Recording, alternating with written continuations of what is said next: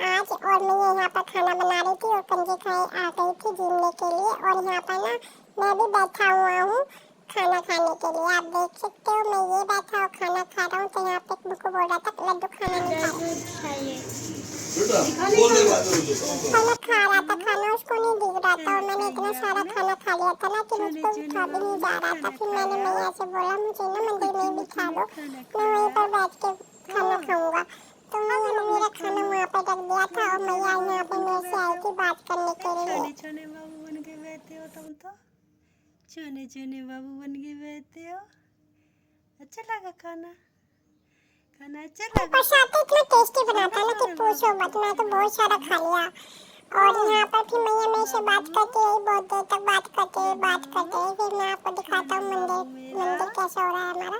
तो यहाँ पर मैया ने ना अखंड जोत जगा दी है और हमारा सारा काम हो गया। तो वीडियो अच्छा लगा तो राधे राधे।